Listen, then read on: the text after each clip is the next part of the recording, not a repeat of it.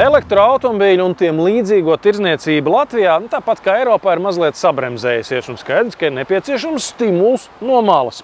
Un pavisam nesen tāds ir parādījies, jo līdzmaksājums iegādājoties bezizmeša automašīnu vai lādējamo hibrīdu ir stipri pieaudzis. Zināmos apstākļos varot dabūt līdz pat 9,000 eiro. Nu tad mēģināsim noskaidrot, cik par kādu automašīnu var dabūt un kas beigās no tā viss sanāks.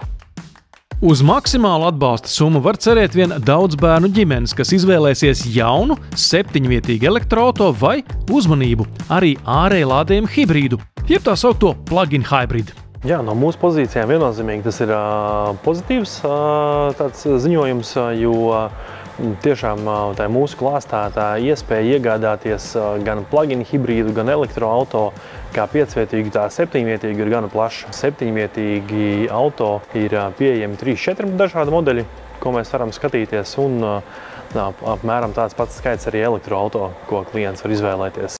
Elektromobīļus ar tik lielu pasažieru vietu skaitu un saprātīgu cenu pārsvarā var atrast tikai komercauto segmentā. Ja mēs skatāmies vairāk elektroauto virzienā, tad 7-vietīgi elektroauto uz doto brīdi mums ir pieejami kā no Peugeot, tā no Citroen. Tie būs Rifters un Berlingo. Labā ziņa, valsts atbalsta saņemšanai nav ierobežots maksimālais sēdvietu skaits, tāpēc varam lūkoties pēc elektriska busiņa. Tad jau mums ir pieejams Citroen Space Tourer vai Peugeot Traveler vai Opel Zafira elektriskā versija. Vienlaikus Rihards Mežoks norāda, ka tirgū parādās arī pieejamāki standarta izmēra elektromobīļi. To iegādi būtiski atslogo arī līdzšinējais valsts atbalsts 4500 eiro apmērā. Ja mēs raugamies uz elektroauto kopumā, tad šobrīd tirgū aizvien vairāk parādās automobīļi, ko mēs varam iegādāties jau ar cenu slieksni zem 30,000 eiro vai mazliet virs 30,000 eiro, pat neskaitot nekādus atbalstus iekšā.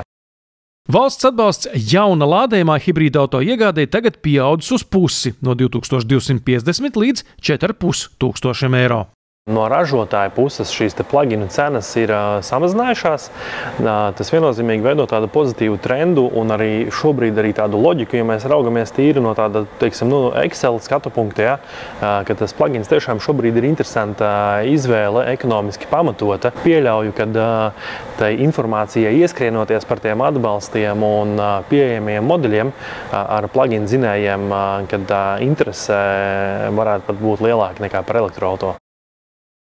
Bet vai tirgu vispār iespējams atrast 7-vietīgu lādējumu hibrīdu, kura cena neiesniegtos prēmijuma augstumos?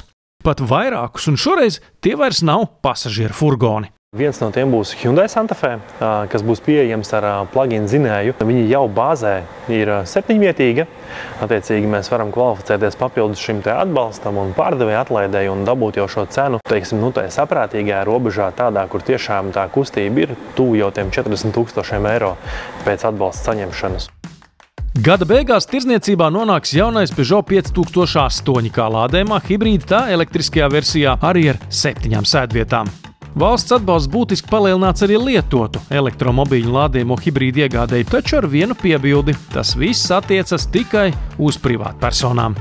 Tas, ka tas ir privātpersonām šobrīd pieejams, tas, protams, ir ļoti labi, bet tā ir tāda puse no uzvaras, bet droši vien mazākā puse, jo, ja mēs skatāmies tos autoparka apjomus, ko iegādājās privātpersonas un ko iegādājās juridiski klienti, tad tas juridiskais klients tomēr ir pārsvarā. Uzņēmumi, kas šobrīd grib ieinvestēt naudu un atjaunot 5, 10, 15 mašīnas, tie ir milzīgi līdzekļi, kas viņiem ir nepieciešami. Mēs, protams, arī rēķinam, un kaut kādā brīdī tas mūsu Excels arī parāda to, ka mums tā elektromašīna ir izdevīga, bet bez atbalsta tas noteikti ir, tā teikt, tālāks ceļš vienmēr ejams, nekā viņš būtu ar atbalstu. Ja?